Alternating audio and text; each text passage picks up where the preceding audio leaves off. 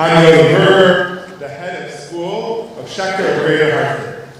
As some of you know, when we at Schechter first began planning this event, we thought it would be a much more intimate gathering. We reserved the Mark Twain House and thought that with a bit of good marketing, we would fill it. But we then learned that there was an opportunity to partner with some other outstanding local schools and organizations. So we moved it to Town Hall. But it became clear how many people in our community wanted to attend, and so we moved here to Hall High School. Over 500 parents, educators, and teens are here because all of us wanted to learn from Zach Rausch about the issues addressed in The Anxious Generation. Schechter is a small, independent Jewish day school. We offer an outstanding student-centered education from 2-year-old preschool through 8th grade. We inspire our students to love learning, celebrate Jewish life, connect to each other, and build a vibrant future for themselves and their community in a joyful, challenging, and creative environment. We initiated this program tonight because our passion as educators and our mission as a school demands that we take the research and wisdom found in the Anxious Generation and put it into practice. It happens that Zach spent 10 years being a student at Schechter before graduating, and 4 years at Hall. We're proud to call him among us, and I know Hall is as well. But we didn't invite him just because we're proud. We invited him to help us understand the environment in which our students and children are growing up. And each of us showed up here tonight because on some level, we're aware that childhood has changed in ways that have been detrimental to our children. We want to better understand what has happened and what we can do about it. In The Anxious Generation, Jonathan Haidt and Zach Rausch both explore and explain the real factors behind the rise in teen mental health challenges. Through careful analysis, based on study after study, with clear graphs and charts to convey the information, they argue that the combination of overprotective safetyism in the real world and underprotective freedom in the virtual world, those are the concerns we need to focus on. And after identifying those concerns, they suggest ways forward. It often happens that when we encounter big, complex, adaptive challenges, our mind looks for simple technical solutions. I recently heard a great quote about this, attributed to Gus Speth, a former dean at Yale. He was speaking about the difficulty of getting society to tackle threats to the natural environment. And he said, I used to think the top global environmental problems were biodiversity loss, ecosystem collapse, and climate change, and that with 30 years of good science, we could address these problems. But I was wrong. The real top environmental problems are selfishness, greed, and apathy. And to deal with those, we need a spiritual and cultural transformation. And we scientists don't know how to do that. Now, in many ways, the work of Professor Jonathan Haidt with Zach Rausch as his thought partner and lead researcher has led us to a similar realization. Many of us used to think the top threat to our children was just a technical problem of screen time, and that with good technical solutions, changing settings on our Wi-Fi routers, inputting limits into our device settings, using internet filters, we could address all the problems.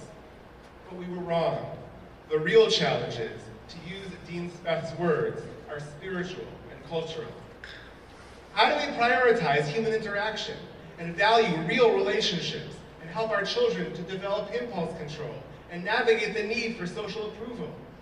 Jonathan Haidt and Zach Rausch understand that app settings and internet filters and other technical fixes aren't going to address those challenges. They advocate for communal responses, a commitment to shared values, and a parenting style that understands the need for kids to take some risks as they learn to navigate the world. It is so exciting that these ideas have found such an audience in America today. And it's so exciting that we will soon get to learn from Zach, the book's lead researcher. First, though, on behalf of the West Hartford Public School District, please welcome Assistant Superintendent Ann McKernan.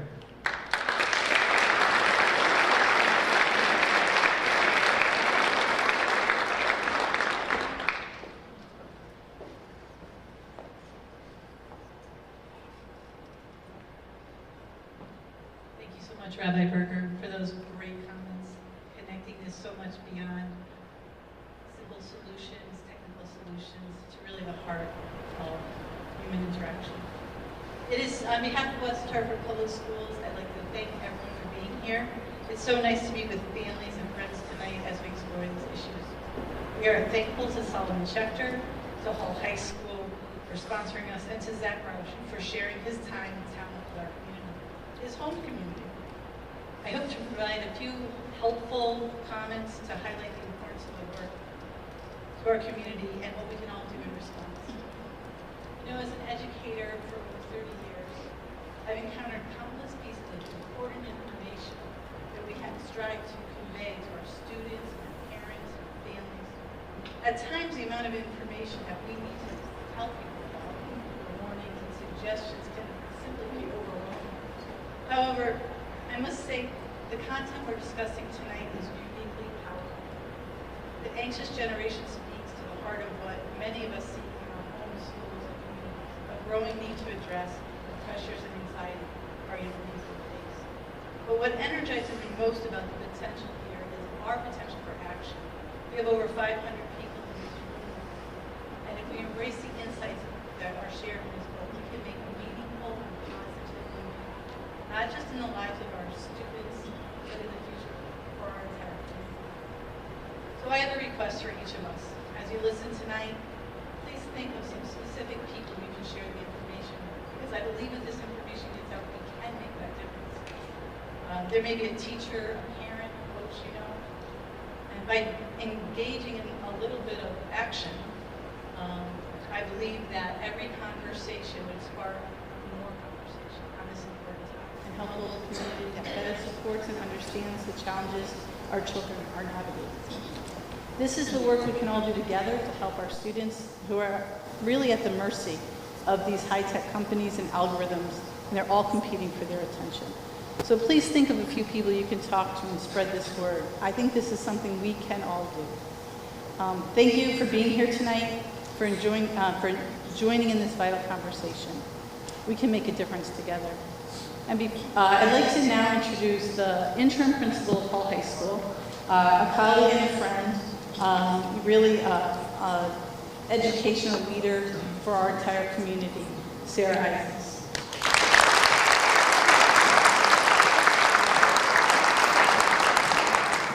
Thank you so much. Thank you, Rabbi Berger and Assistant Superintendent McKernan, for your thoughtful words tonight. I'm Sarah Isaacs, interim principal here at William H. Hall High School. I'm also a West Hartford parent, raising 8-year-old and 24-year-olds. Like many of you, I wrestle daily with the challenges and opportunities of teaching and raising children in this digital age. From managing Snapchats gone wrong to implementing our often away policy that was taken so well by all of our teenagers here at Hall. In my professional life, to the home front of balancing screen time and encouraging open play and allowing risk-taking while all trying to keep our house in one piece. Which we do most of the time. This topic resonates deeply. Welcome back, Zach. We're so happy to have you with us, and it's a joy to celebrate your amazing work with our community tonight. I would like to share a quick story that might date me a little bit, but please bear with me. When I was 18, my town finally got some cell phone service. And I decided that it was time to ask my mom for my own cell phone. It was a Nokia brick phone, cutting edge. I meticulously prepared. I came with my notes, I rehearsed my speech, and after I passionately made my case, she said no. I was devastated. I couldn't believe she denied me this necessity. Everyone else had one. Have you heard that before? I was never going to speak to her again. But now, as an adult, I see she was right. I didn't need that phone. And it very quickly could have become a problem, which I'm sure it probably would have. But don't worry, we are back on speaking terms. And just last night, she and I joked about this story together. I told her I was going to tell it. I shared this story as a reminder. The decisions and boundaries we set for our children often won't be met with gratitude. But as parents and educators, we're playing the long game. It's about envisioning the adults that we become, equipped to navigate life's challenges because of the guidance, consistency, and love we provide today. Zach, your work reminds us of the stakes. As stated in The Anxious Generation, our kids are looking for us for guidance, but also watching to see if we're living the lessons we teach. This call to action is both humbling and empowering. Tonight's discussion is an opportunity for us to stand together, learn together, and offer each other strength in raising children who are not only resilient, but also deeply connected to themselves and their communities. Thank you all for being here tonight, and please join me in welcoming Zach Rausch.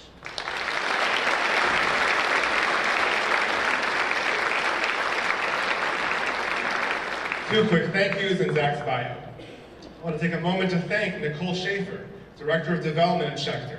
She worked with the principals of Hall and Connor, Sarah Isaacs, and Jocelyn Tamborella Noble, and with other amazing community leaders to expand it to the broader community. Thank you, Nicole, for your organization, dedication, and vision. I also want to thank everyone who made a contribution of any amount to Schechter's Scholarship Fund in honor of tonight's program. Your support helps make it possible for us to offer an exceptional general and Jewish education to children who couldn't be at Schechter without tuition assistance. It's now my honor to introduce Zach. Zach Rausch currently holds a position as Associate Research Scientist at NYU Stern School of Business, where he serves as lead researcher to social psychologist Jonathan Haidt. Professor Haidt's most recent book, The Anxious Generation, has been on the Times bestseller list for 37 weeks and peaked at #1. According to the author's acknowledgments, Zach joined Professor Haidt as a general research assistant, but became his thought partner and editor. The book couldn't have been written without him. Zach previously worked at the Center for Humane Technology and as a communications manager at Heterodox Academy. He earned a Bachelor of Arts in Sociology and Religious Studies and a Master of Science in Psychological Science from SUNY New Paltz. His research and writing have been featured in outlets such as the New York Times, the Atlantic, the Boston Globe, the Wall Street Journal, CNBC, Politiken, Zeit, and more. And finally, as we've mentioned, Zach is a proud alumnus of Schechter and of Hall. We don't believe it's incidental that Zach is a Schechter graduate. His research emphasizes the importance of allowing children to explore and discover, build real-life relationships, and function as part of a strong community. That's what we do at Schechter. That's our philosophy. Our approach to Torah study and Jewish practice is aligned with Zach's description of the way that spiritual practices in religious communities can remedy the harms caused by a phone-based life. For these reasons and more, we are so proud that Zach walked our halls. Let's warmly welcome Zach Rausch.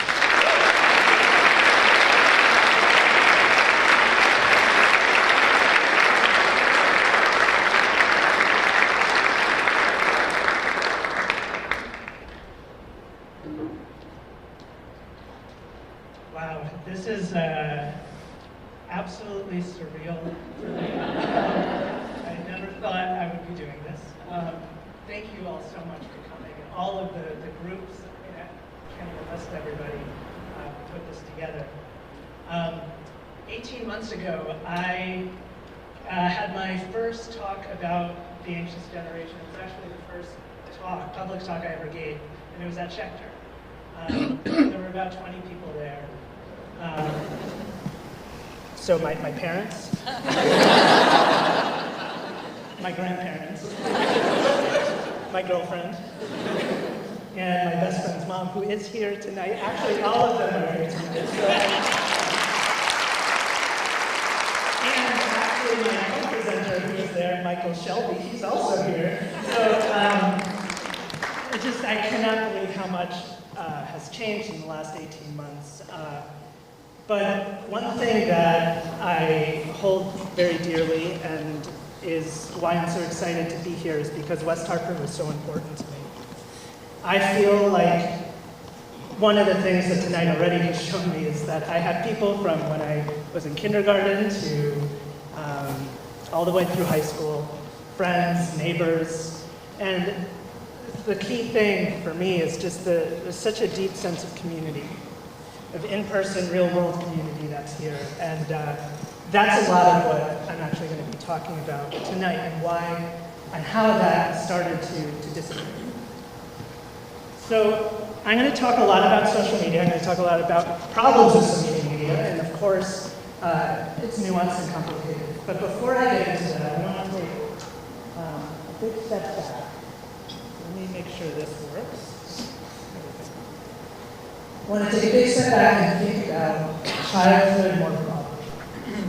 And I want you to think back to your own childhood and think about all the things that filled up your time. And I'm going to focus just on two things for now. Two things that filled up my childhood. So I want you to raise your hand if you rode a bike when you were a kid. Excellent. That's like everyone. Very good.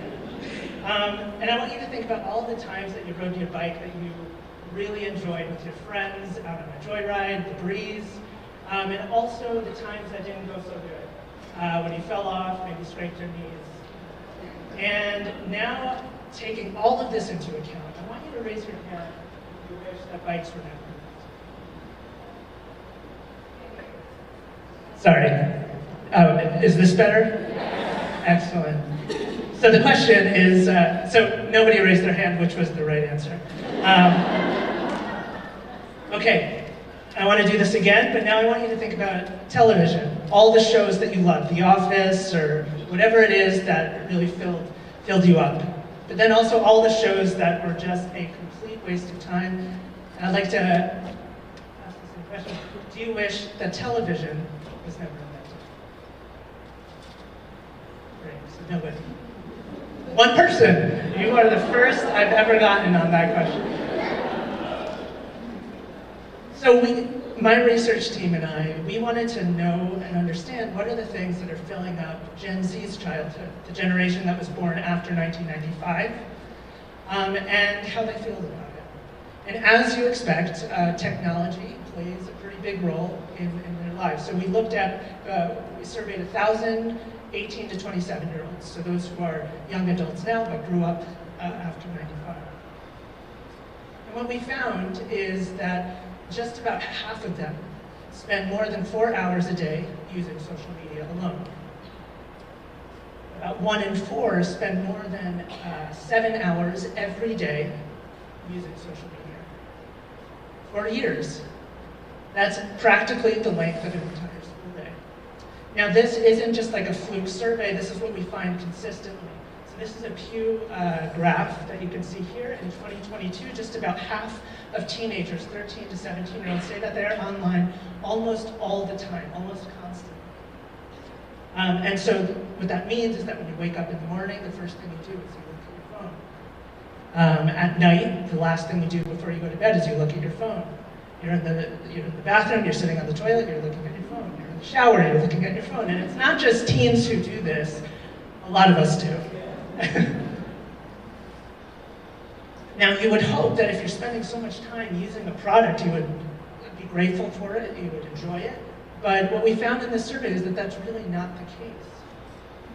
We asked them the same questions that I asked at the beginning, which is, do you wish that different technology products were never invented? And what we found is that there are some products that have a relatively low level of regret, where we find, for example, YouTube and Netflix, the storytelling features of our online world that seem to be kind of valuable. I was kind of surprised that even 15, 17% said yes.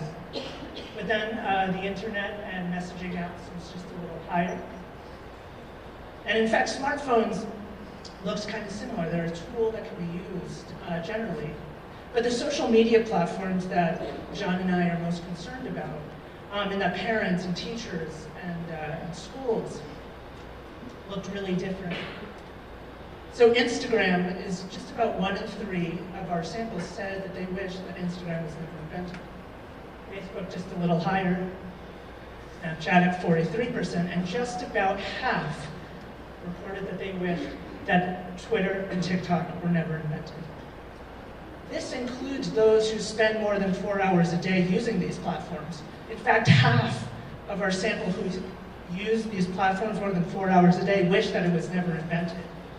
And so these products are really not like the products that many of us grew up with spending time with. What is the implications of this? There are all these things that we need to thrive and grow and to become a healthy adult.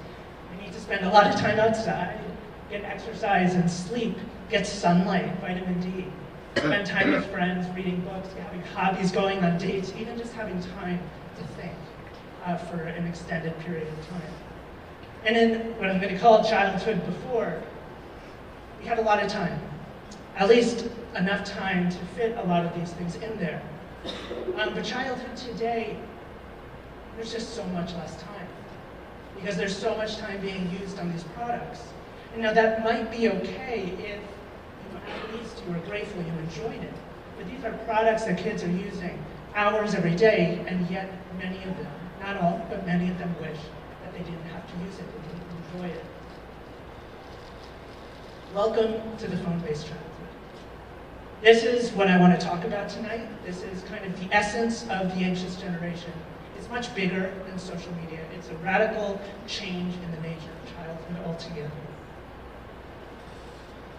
So I'm going to walk through some of the stats, some of the changes of what's been happening with youth mental health. What we believe are some of the drivers of the youth mental health crisis that began in the early 2010s. Some of the evidence of harm, and then what we can do about it. So when, you can't see the title, so I'll just explain it, but what you're looking at here is a graph of major depressive episodes in the last year among American teens, ages 12 to 17. This is a national survey that's done every year. And what you can see, and this comes up again and again, is that before 2010, which is on the x-axis, just about 10 to 15% of girls, 5% of boys were reporting having a major depressive episode in the last year. And what that means is having at least 2 weeks in the last year with a persistent state of sadness, emptiness, feeling a loss of interest in some things that they used to enjoy. And then after 2010, things really changed. Rates more than double for both boys and girls. And by 2021, just about 1 in 3 teen girls are reporting that they had a major depressive episode in the last year. Being depressed had become a normal part of being an adolescent in America. So what we're looking at here is zooming in on Connecticut. This comes from a different survey, but they asked a very similar question, which is feelings of persistent sadness or hopelessness in the last year for at least 2 weeks. And once again, we see that on the x-axis, y-axis, that's the percentage. And it's the same thing with girls, a little higher than boys. And in fact, it is really quite striking that even before 2010, the rates were already at just about 1 in 3 girls who were reporting this. This also goes up. It begins a little bit later, which is interesting. But there is the sharp uptick really, you can really see it after 2015. And it's happening across US regions. So this is now going back to that first survey, across North and South, Midwest, West Coast. And it's happening across racial groups. What's interesting is Black and African American teens tend to have somewhat lower rates in general of depression, but the percent change in depression changed the same in practically all groups. Now, the other thing that is important to note is that it's not all disorders that have gotten worse. It's a specific subset of problems, of issues that we call internalizing disorders. So things like anxiety and depression. This is the percentage of American undergraduate students who have been diagnosed with a mental illness. And again, after 2010, and then the key thing is between 2010 and 2015, we see a sudden sharp uptick. And it's not, the changes are not consistent across age groups. So here we're looking at the percentage of American adults and young adults who feel nervous all of the time or most of the time in the last month. Young people, especially those after born after 1995, are hit the hardest. And then we get the young millennials too, which includes myself. I would help lift that line up. And then we have somewhat older adults where the lines really level off. So especially when it comes to these kinds of problems, anxiety and depression, it's young people. It's not older. Now, one of the things that people often come and ask us and we debate about is, well, kids are just much more comfortable talking about their mental health. There's a lot less stigma. And that's all true. But at the same time, while that's all happening, we're also seeing major changes in behavior. So kids are not just reporting this, they are expressing more severe symptoms. This is non-fatal self-harm injuries going to the emergency room among preteens here in the US from the CDC, 10 to 14-year-olds. These rates have more than tripled for preteen girls and more than doubled for older teen girls, 15 to 19. And it's not just happening in the United States, this is the same trend at the same time in the UK, in Canada, and then I have very similar graphs in Australia and New Zealand as well. We also see substantial changes in rates of teenage suicide.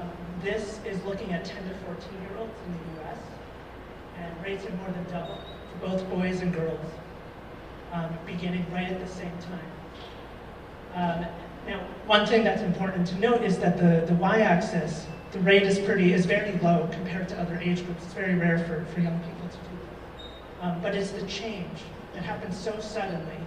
And the other piece is that Gen Z girls today have higher suicide rates than any previous generation that we have on record when they were young. And this is true not just in the US, but in all the countries that I was just talking about. Something fundamentally changed in the lives of kids that made them much more anxious, depressed, self-harming, and some dying by suicide. It's not only mental health that changed. This is something that we've really come to see after the book has been released, but there are changes in all sorts of, many parts of kids' lives, including education, attention, and we can see this here. This is the Program for International Student Assessment, which is done every 3 years, and looking across 36 different countries.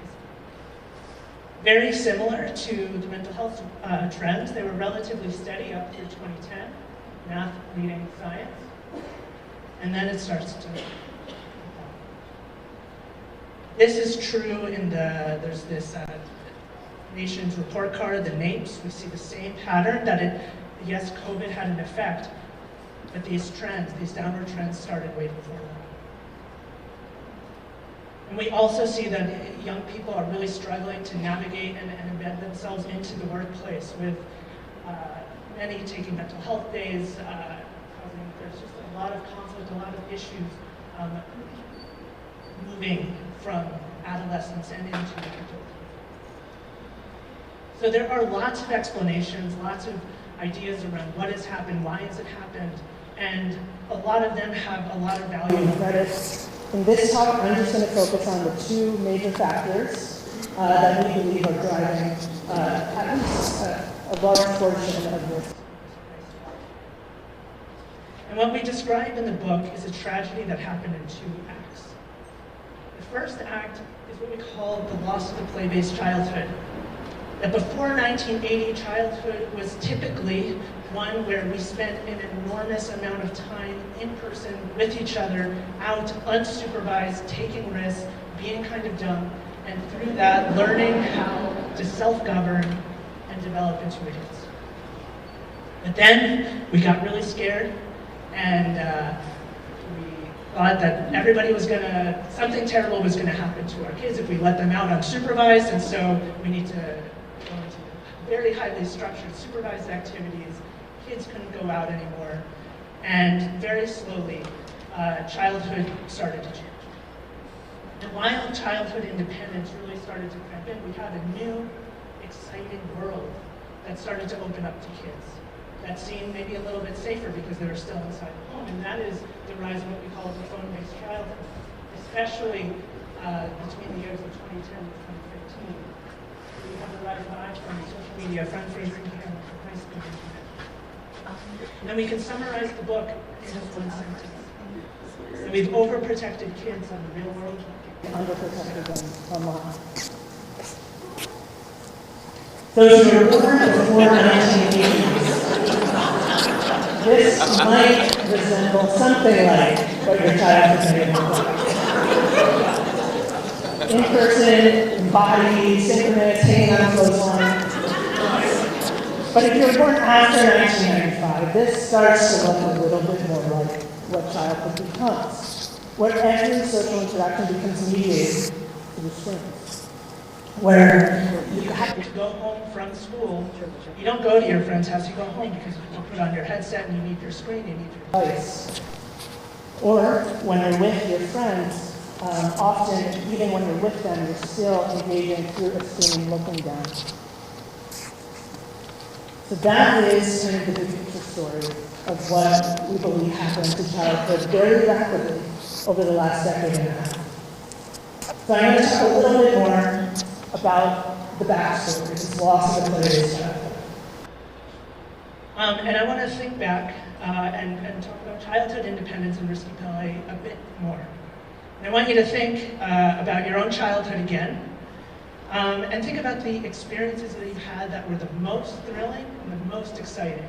And I want you to raise your hand if your parents were with you. Okay, now raise your hand if your parents were not with you. I think we got 100% that time. Very good. So parents and thrill don't mix well together. That kind of childhood really doesn't exist in the way that it did anymore. And we can see this in all sorts of ways. This looks at UK daily children's time use. So what do kids do throughout the day? And what we find is that since the 1970s, we've seen a substantial, just continuous decrease in unsupervised activities, socializing out of the home, outdoor play, and much more sports, homework, screen time. And this is the trajectory we've been on for a very long time. Now, it's not just kids who have been changing, but it's also adults. We've also changed a lot, and especially in parenting. And not all of these things are bad. It's just to understand what has been going on, we need to look at how everybody is behaving differently. And what we see here is the number of hours that spent parenting by mothers since the 1960s. What we have is from 1960 through the early 1990s, there's practically no change. Through everything that's been going on in the world, just about 15 hours a week, they were reporting this. And then in the early 1990s, something suddenly changes and it goes up. The graph for fathers looks the same, but just like cut it down in half. That's another conversation, but it looks similar. Why this happened? There are lots of explanations. I touched on some of them, and it includes changes in our designs of our cities and all sorts of things. But one of the things that I want to focus on is how technology drives social change. Because in the early 80s, we get the rise of cable television, and we start to see terrible news stories all the time about kids being kidnapped. You go to the grocery store and you see milk cartons everywhere. And we lost trust in each other. And so parenting became much more isolated, much more insular, and kids were not allowed to go out as much.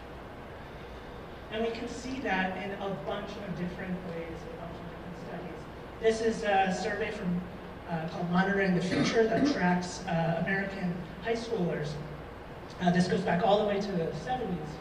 But this specific measure started in the 90s, which is the percentage who meet up with their friends every day.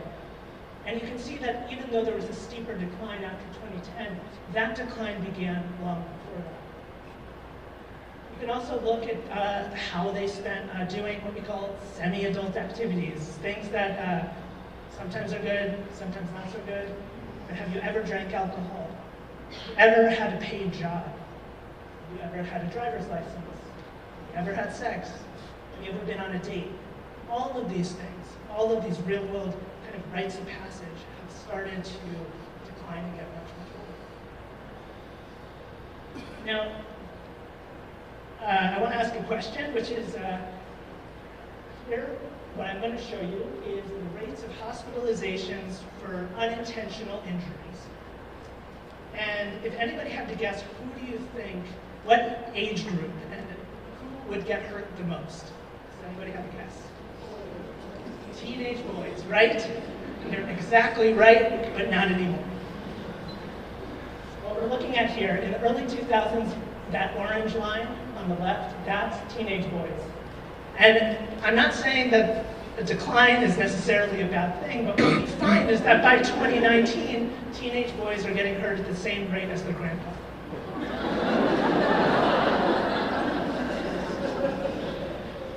Why does this matter? The issue, and the key principle that I want to kind of illustrate through this point is that people are what we call anti-fragile, which Friedrich Nietzsche described in the late 1800s with the famous quote, "Doesn't kill me, makes me stronger." Nassim Taleb, a mathematician at New York University, he wrote this book called Anti-Fragile, and he described that there are three kinds of systems that exist kind of in the world that we can think of in this way.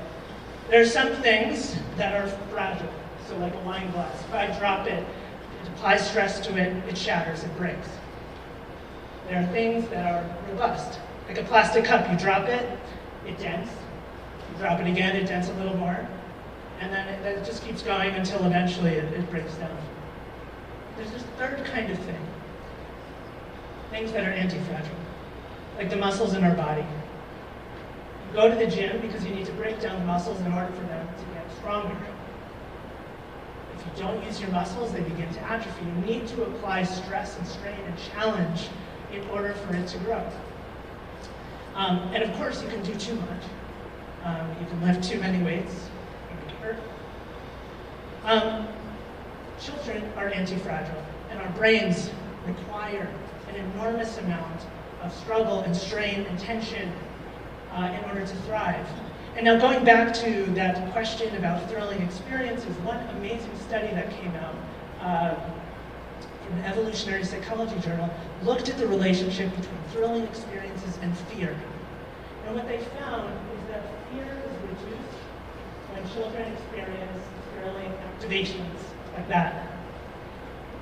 Meaning, you need to have through thrilling experiences, we reduce our fear about doing things.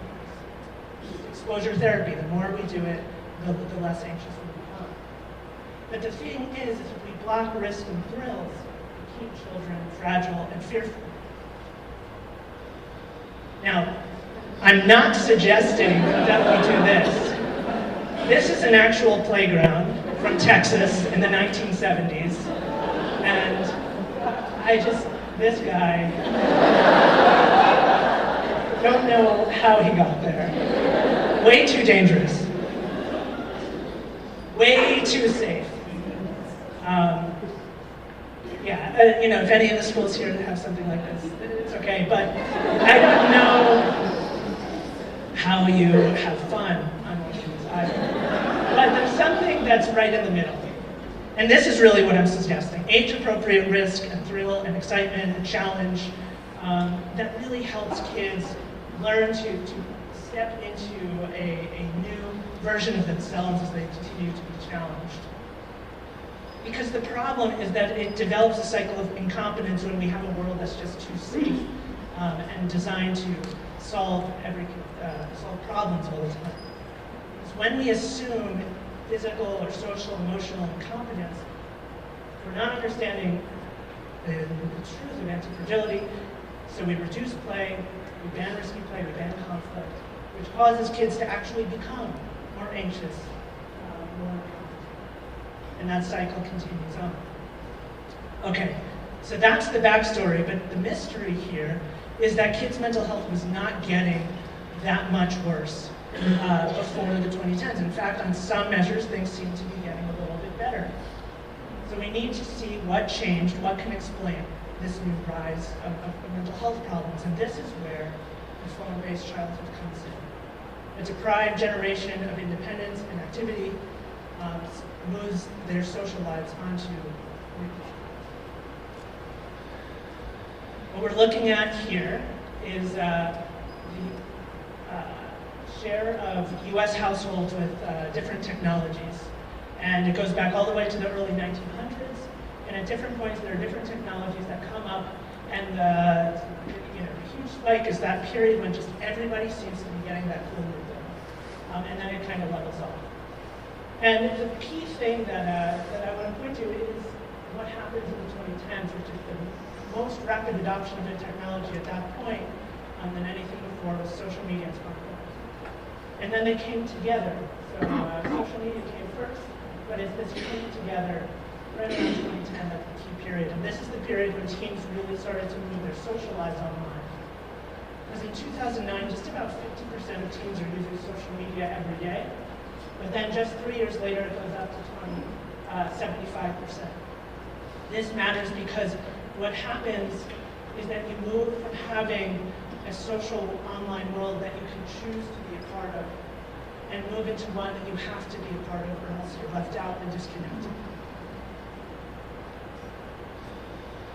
So the key difference, the key change from the millennials to Gen Z is that millennials went through puberty, including myself, with a flip phone in our pockets.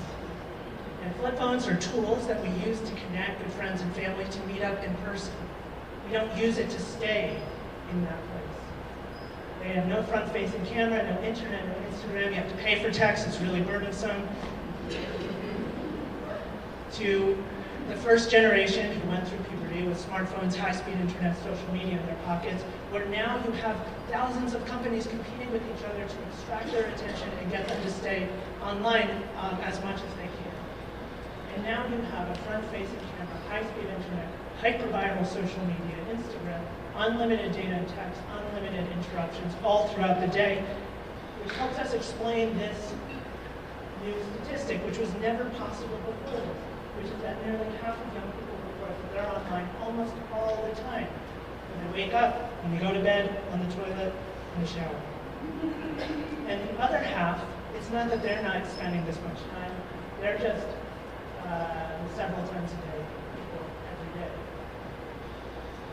So there is some sex differences here on average, with girls spending much more time moving their social lives onto social media platforms, especially TikTok, Instagram. And what we see here is the percentage of those who are spending more than 40 hours, a full-time job, a week on social media. And that really starts to move upwards during this period. And for boys, on average, you don't go into video games.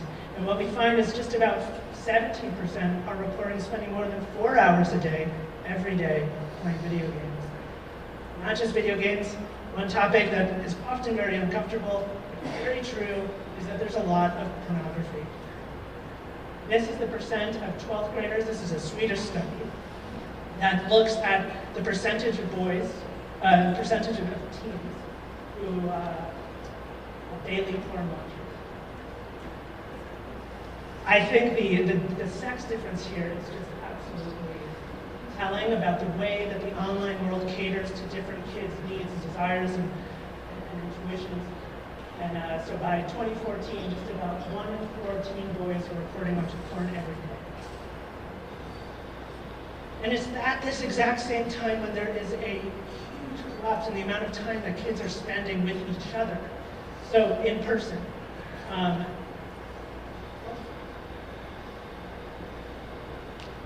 So the key thing to see here is that the trend really starts to go down in the 2010s, and then here's COVID.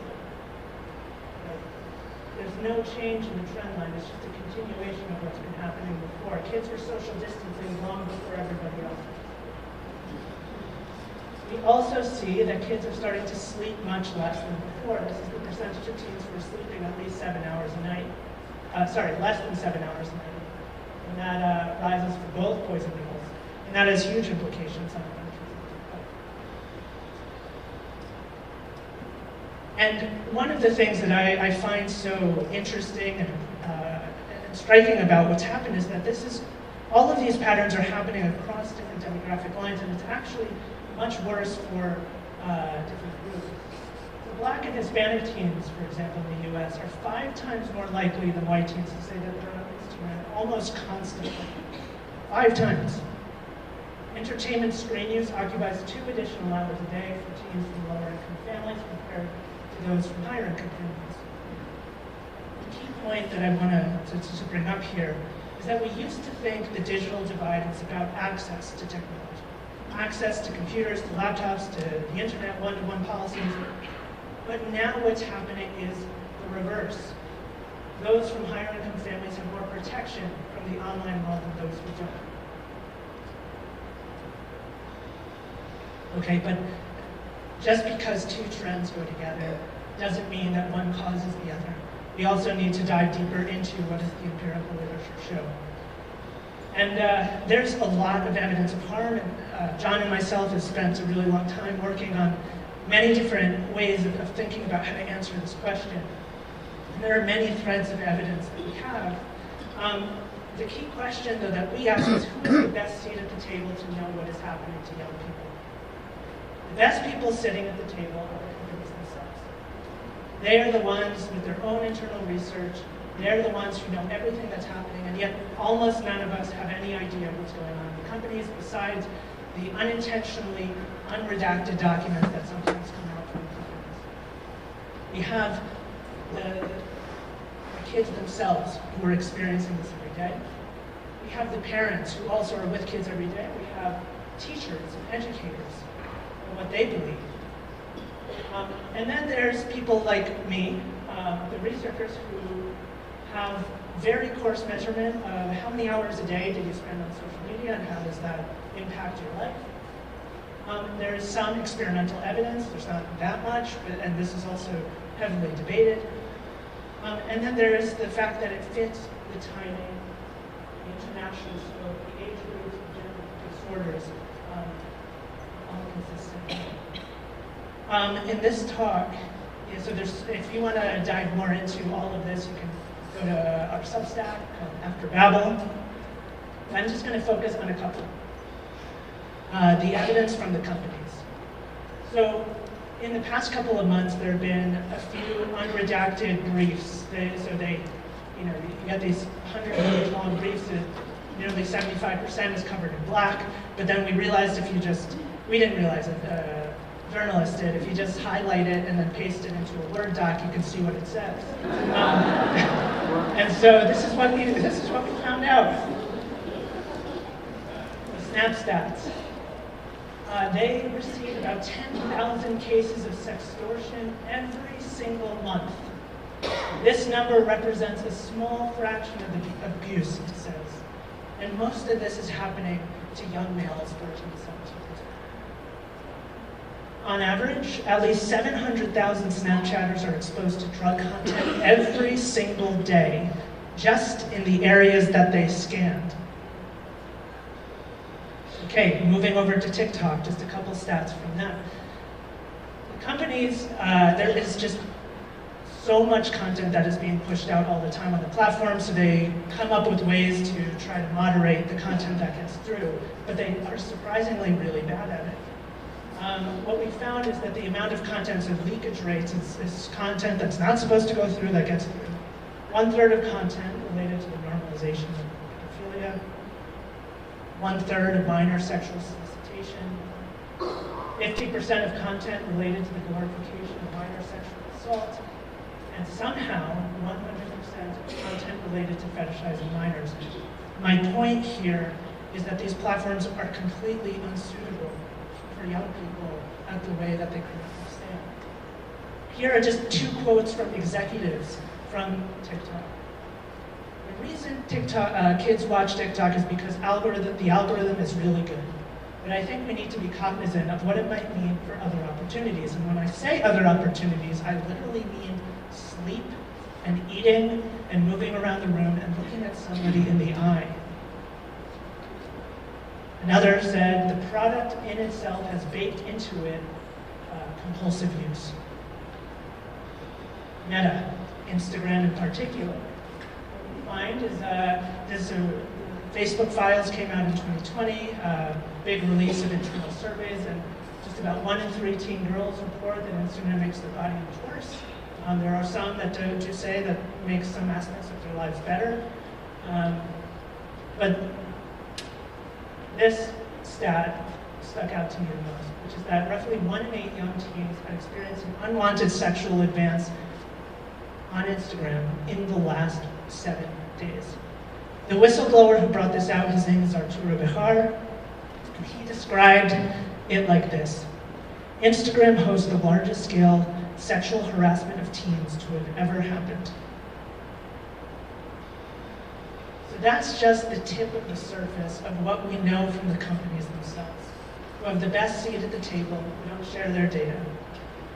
We also have what young people themselves say. This is a study from Australia, 4,000 young people ages 12 to 25. And they were asked, what is the reason? This was back in 2018. They were asked, what is the reason for why youth mental health do you think is declining? By far, the #1 answer was social media. And then we're working with about 9 different young Gen Z organizations of young people who live through spending their lives on these platforms, who want to improve it, who want to make it better, who want to have more choice in their life.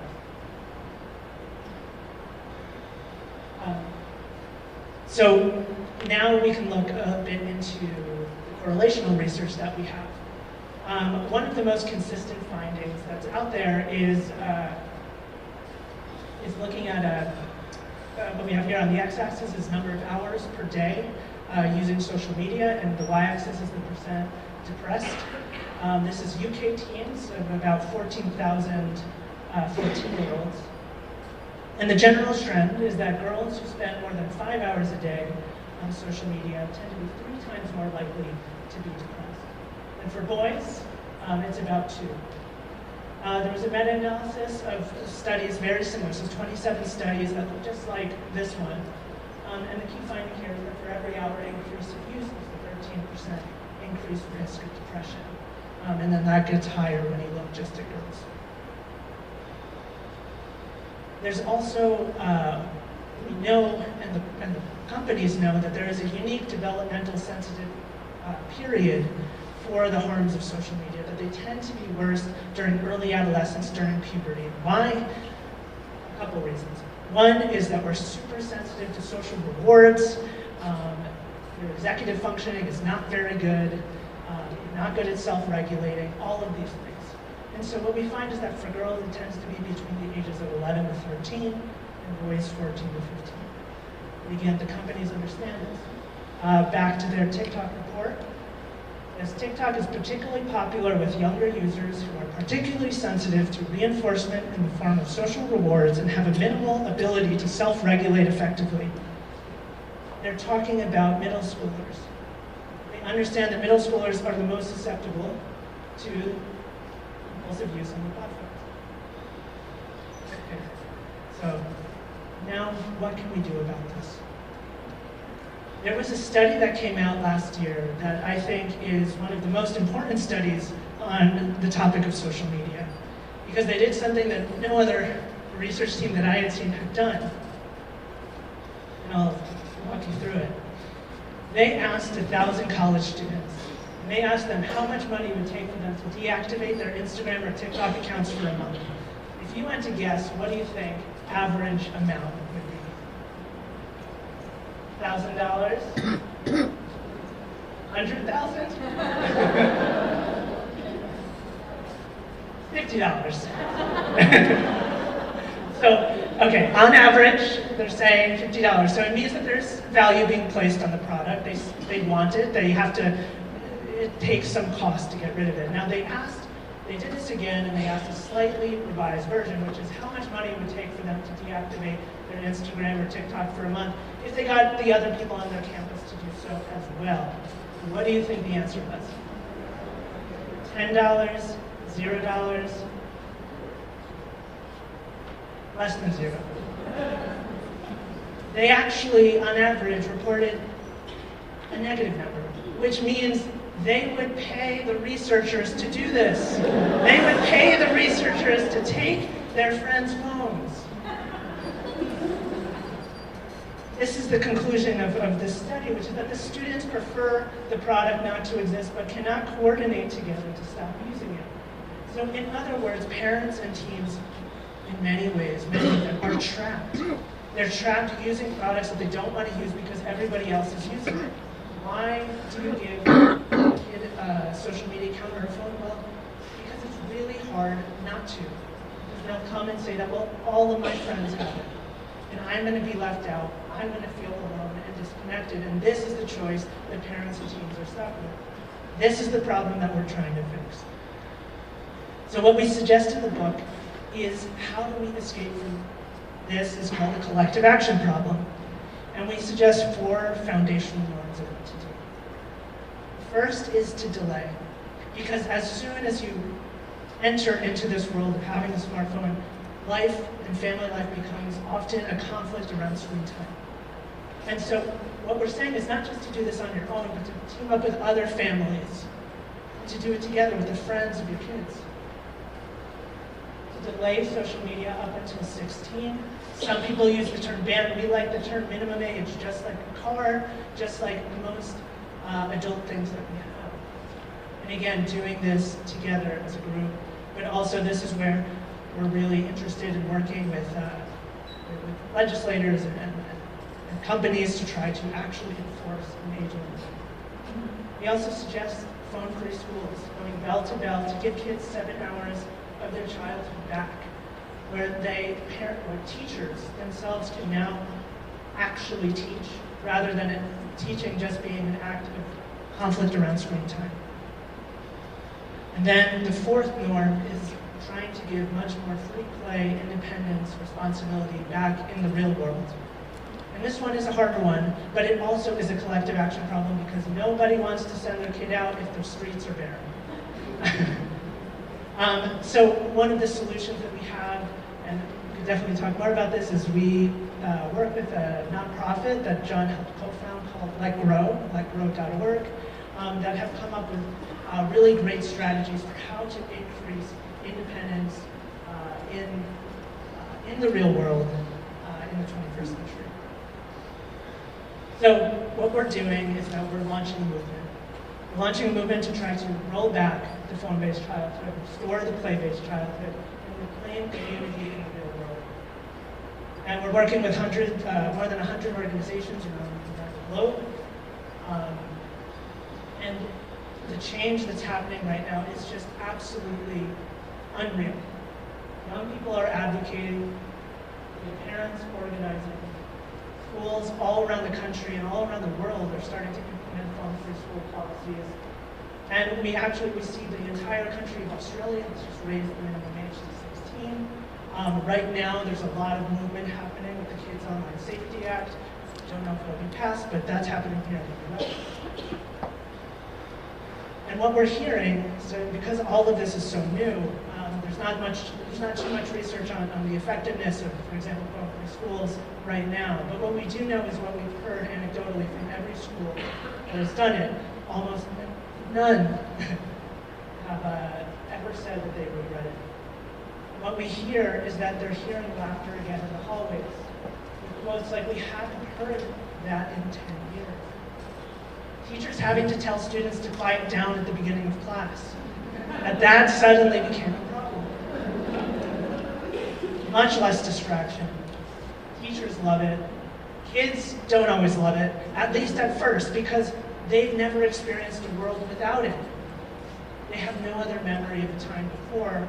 And it also is something that is deeply habitual, can often be, the term is problematic use, but it's very much like addiction, that to disconnect can be really hard and it takes time. And what we found is that schools that go for a month, things really start to turn around and kids start to realize just how much their lives open up. There's so much more time to do other things. So, just to finish up, I began my talk with a survey that we did of Gen Zers, and the percentage of them, half of them, wish that TikTok and Twitter and pretty much Snapchat and Instagram wish that these platforms were never invented, and yet they use them for hours every day. These platforms are not like the ones that many of us grew up with. I don't know if I've convinced you. It's okay if not, but what I see is that this starts to look nothing like cigarettes. When you ask cigarette smokers, do they regret ever starting to smoke, the amount that they smoke? It starts to look eerily familiar. There's a quote that I recently heard that really stood out to me, which is that there can be no keener revelation of a society's soul than the way it treats its children. This has been a massive experiment that has been done on young people, and it's been a catastrophic failure. And our goal is to help roll back the phone-based childhood, restore the play-based childhood, and to try to do this better for the next generation. Thank you all. And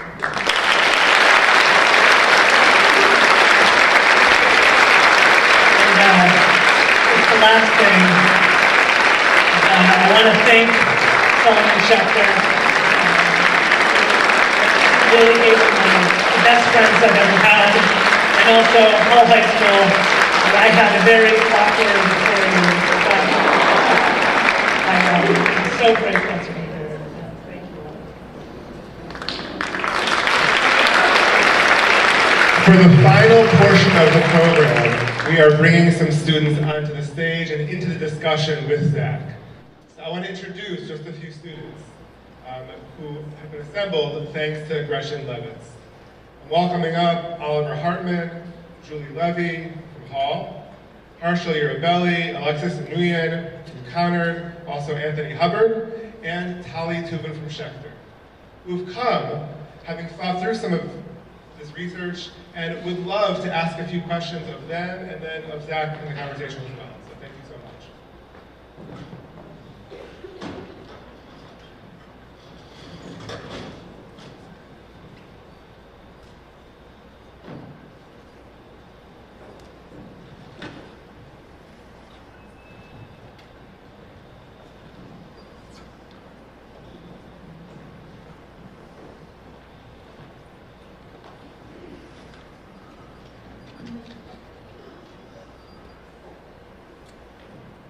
Okay, so first question for our panel.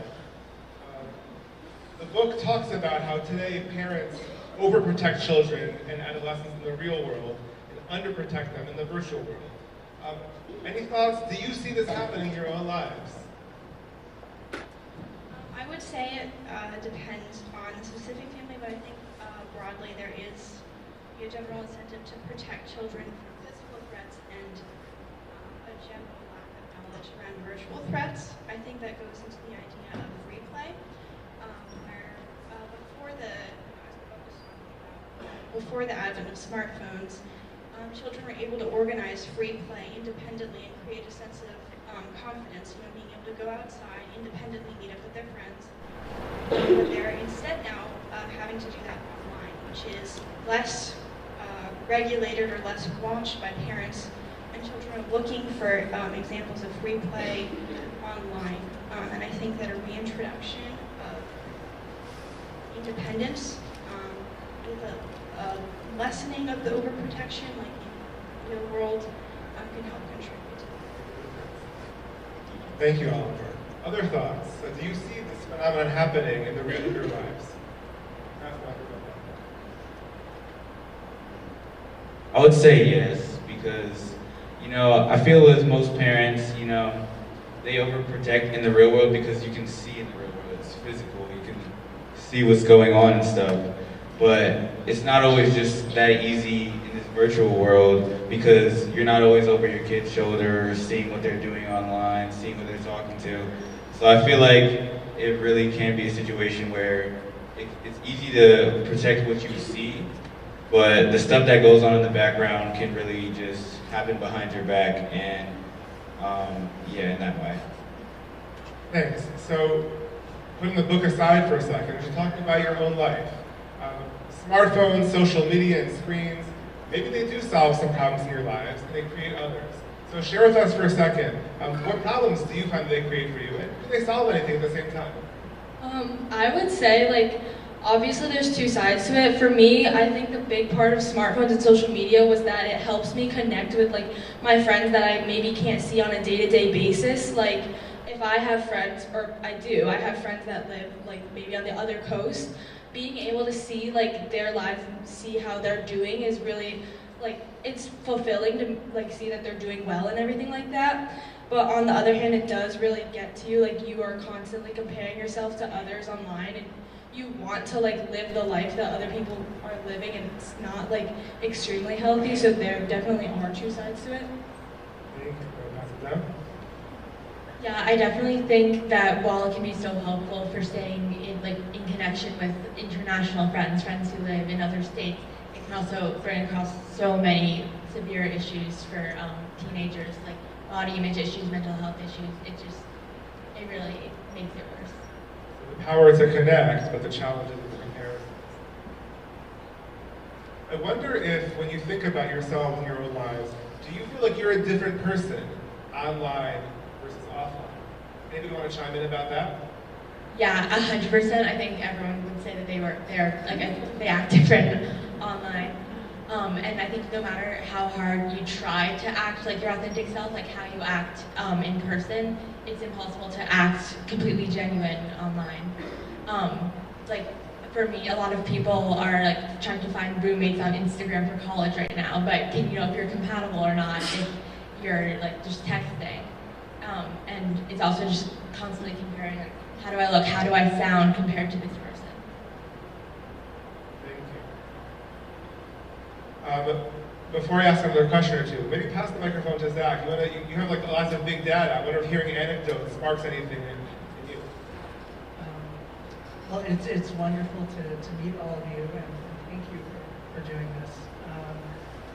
I think that what's really important is one thing that we talk about is the importance of not just reduction and taking things away, which is a very real issue, which is that when you are with each other, being a teen today in many ways of what we've heard is that all of your friends are online. And so if you just take that away and you take it away yourself, well, you're disconnected from everyone else. You need to reduce and replace.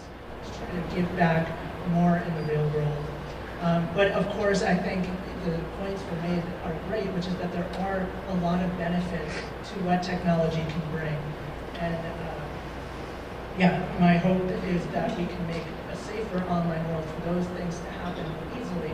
And many of those things can happen without platforms like TikTok or Instagram, but it's possible to do it in many other ways using I'd love to hear from Harshal and Tali in a second.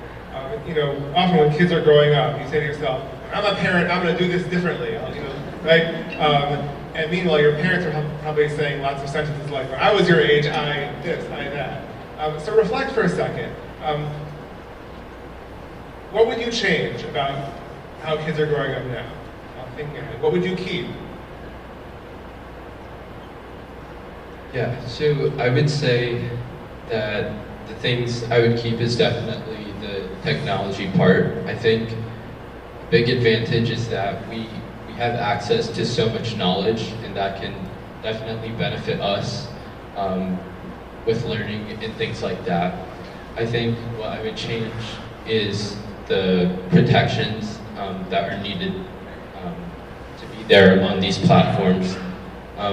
Because I think if we have these protections and things like that, everyone can use these platforms in a good way that will benefit them. So yeah, if we have more of those precautions, that'd be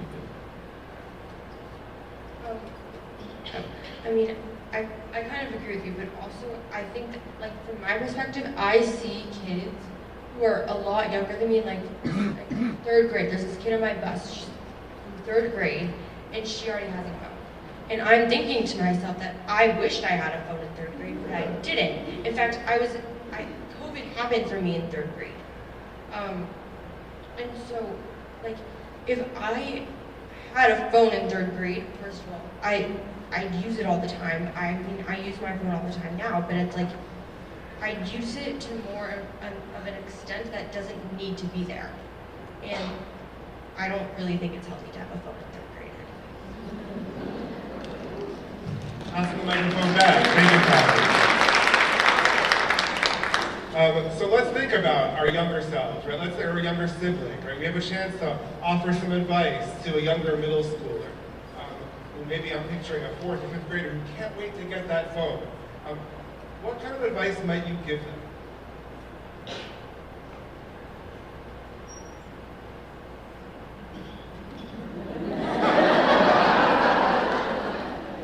Nobody wants to chime in on that. Go. Okay. I think my biggest thing is to just live in the moment. Like, I'm a high school senior and it's about to be our 2nd semester. I'm winding down and I'm spending all this time with my friends and I'm like enjoying kind of my last sense of adolescence before I like truly have to go off to college and everything like that. And you'll never know like how fast time goes away. I didn't believe anyone when I first walked into Connor. Like, I did not believe how fast it would go, but honestly, you just want to live in the moment, spend your time with your friends, take that time away from the phone. Like, you want to foster that social interaction so that you kind of feel more like fulfilled once you leave. Yeah, and to add on to that, I think that a lot of teens feel like the only way they can be connected with their friends is if they're online. But if we all just like collectively decide to get off our phones and have genuine in-person connection, then I think this issue could really improve. It was powerful hearing that from Jack, and even more powerful hearing it. Yeah, I would just say to add is like to the middle schoolers or the parents of middle schoolers, like spend that time to find the thing that you absolutely love doing. Because that's the biggest thing that will get you away from those distractions on social media. So, for example, like me, I just love doing music, whether it's singing or playing my violin. And that gives me the enjoyment, the dopamine that I need to get through a challenging day of high school. Just like taking a break from homework and doing those activities. And it doesn't have to, that passion or interest doesn't have to be something that's academic. It can be something in the arts, something athletics, or something completely random. And other than the enjoying factor, if you like it so much, you want to get good at it, and you'll spend your time on it, and so that in the end, it will be worth all that time you put into it. So I would say for the parents, like, support your middle schoolers, support your younger kids in whatever they like to do. Beautiful. In just a moment, we're going to close with a video from Conrad. So let's take one last question perhaps for the panel. Building on what Harsha said, what kind of opportunities can we give kids to be part of the real world rather than the virtual one? I would say one big thing is one of my biggest things is to try everything no matter what. Even if you don't think that you'll like it, even if you don't think you're that good at it, you don't have to be good at everything. So I would say for not the parents to push their kids to do new things, but to at least put that opportunity out there. Maybe, hey, try a sport. Maybe, hey, try this club. Maybe, hey, there's this program going on in the center with all these kids. Would you like to go?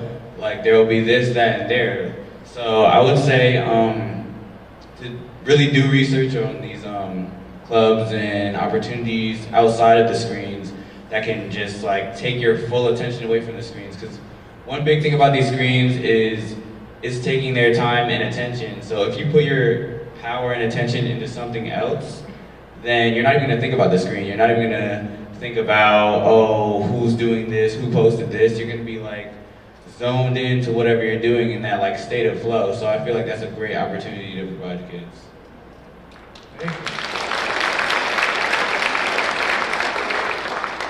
And as well as that, for the issue of screen time, I think it's important to, if, there's a child with excessive use of screens, it's important to see that child as a person with an unmet need, rather than a child that has, X screen time. It's important to meet children, regardless of their screen time usage or however many hours they spend on whatever platform, to meet them where they're at and to provide them with alternatives that are accessible and permanent. Thank you. There's a beautiful balance here, right, between the power of an activity like violin that you put hundreds of hours into, and the power of trying different things, and having that balance in there, different activities, maybe being the best thing to take you into the real world. Zach, final thoughts before we move to our final video. Well, one thing that we've been thinking about a lot is how important high schoolers are to changing and helping change the way that kids are growing up. And you know, one of the things that, like, I guess as a point to all of you is that he was such an opportunity as older siblings for middle schoolers and elementary school students, and that you can be a model for a different way of growing up. And I think what I want to kind of leave everyone with is just, again, that this is something that has to be done collectively as groups, and everybody has to be involved, from young people to parents to teachers, and especially governments and hopefully tech companies will step up. But thank you all for joining us. Thank you to Oliver, and Anthony, and Alexis, and Julie, and Tali, and Harshal for your thoughtful questions and answers. For our final piece, we have a short but meaningful student-driven element in our program. I want to invite Principal Jocelyn Tamberla-Noble to share a special project from Conard.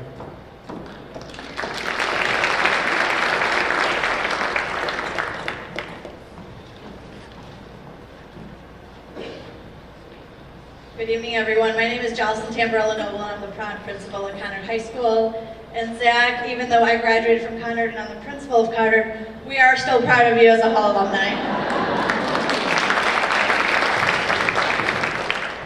What an incredible night for our community to be able to celebrate the work of our alumni, but also to continue the conversation on the anxious generation. Thank you for joining us and spending the evening with us in a critical conversation. Thank you to SAC and Solomon Schechter for our community partners. We are truly one community here this evening. As parents, caregivers, educators, and people who deeply care about children, the data discussed and the stories we share allow for greater understanding. Be the space where they breathe, support them to learn, and manage steps that can go into adulthood. You don't have to be the perfect parent or educator, but it is about your willingness to learn. And in a world full of likes, posts, notifications, knowing their connection to you, the adults, is what matters. And as one of our young people shared, sometimes you have to disconnect to reconnect. The West Hartford Prevention Council will be sponsoring the next two screenings of Screenager series, Growing Up in a Digital Age. The first will be held on February 11th at Sedgwick Middle School. Please mark your calendars to continue the conversation. Please be sure to stop by the Prevention Partnership Council on the way out to learn more about how we can work together to make this difference in our community. And at this point, I'd like to show a video. These are voices and messages from our students, both at Conard and Hall. And I'd like to thank Craig Diamond for putting this video together. So this video is called Dear Parents and Caregivers.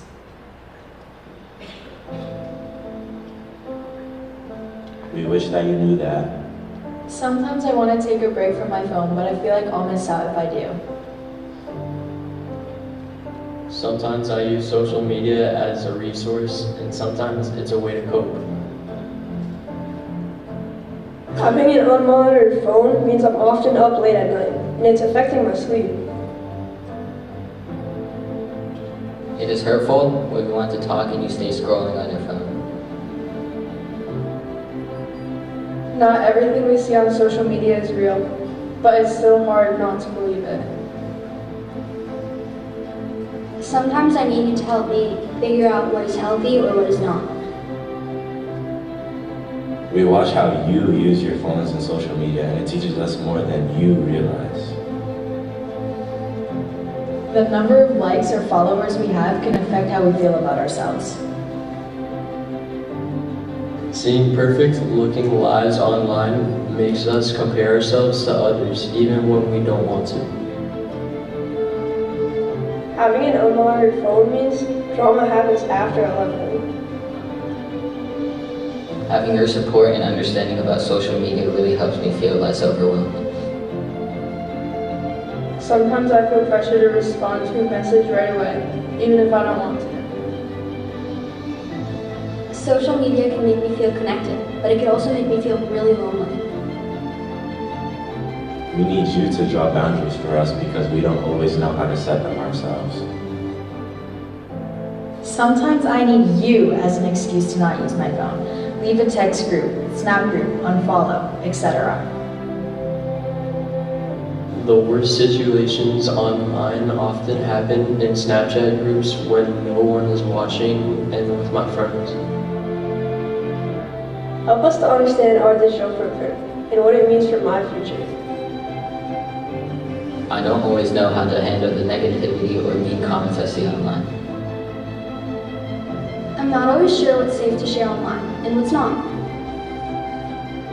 I often scroll through social media when I'm feeling bad, even though it doesn't always make me feel better. Sometimes I feel like I need to look or act a certain way to fit in online. Please stop posting my pictures without my permission. Your connection with us matters the most, but we need you to take the first step. Sometimes you need to disconnect to reconnect.